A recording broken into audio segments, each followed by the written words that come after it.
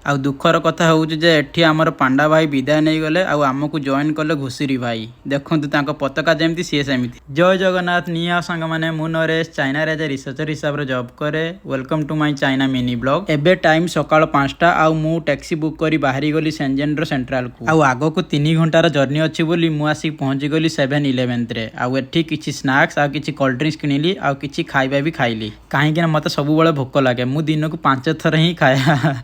ଆଉ ଚାଇନାରେ ସକାଳେ କିଛି ଏଇଭଳି ଠେଲା ଦେଖିବାକୁ ମିଳେ।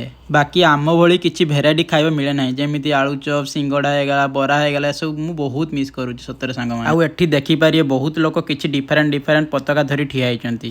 ସେମାନେ ହେଉଛନ୍ତି ଟୁରିଷ୍ଟ ଗ୍ରୁପ୍ ଲିଡର। ଚାଇନାରେ କିଛି ଏଇଭଳି ଗ୍ରୁପ୍ ଲୋକଙ୍କୁ ନେଇ ନୂଆ ଜାଗାକୁ ବୁଲାଇବାକୁ ନିଅନ୍ତି। ଆଉ ଆମ ଗ୍ରୁପ୍ର ଲିଡର ହେଉଛନ୍ତି ଏଇ ପାଣ୍ଡା ଭାଇ। ତାଙ୍କ ପତାକା ପାଣ୍ଡାକୁ ସିଏ ବି ପାଣ୍ଡା।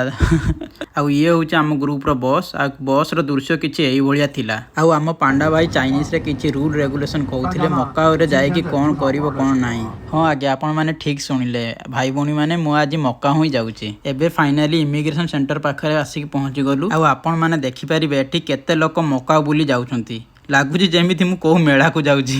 ଆଉ ଦୁଃଖର କଥା ହେଉଛି ଯେ ଏଠି ଆମର ପାଣ୍ଡା ଭାଇ ବିଦାୟ ନେଇଗଲେ ଆଉ ଆମକୁ ଜଏନ୍ କଲେ ଘୁଷୁରୀ ଭାଇ। ଦେଖନ୍ତୁ ତାଙ୍କ ପତାକା ଯେମିତି ସିଏ ସେମିତି। ଆଉ ଆମକୁ ଆଇଡେଣ୍ଟିଫାଇ କରିବା ପାଇଁ ଆମ ଗ୍ରୁପକୁ କିଛି ଏଇଭଳି ଷ୍ଟିକର ଦିଆଯାଇଥିଲା।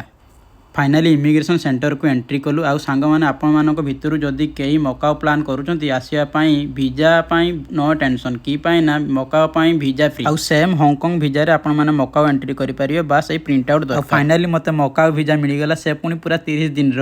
ଆଉ ସାଙ୍ଗମାନେ, ନେକ୍ସଟ ବ୍ଲଗ୍ରେ ଜାଣିବା ମକାଉର ଇତିହାସ ବିଷୟରେ। ରହୁଛି। ଜୟ ଜଗନ୍ନାଥ, ବାଏ ବାଏ।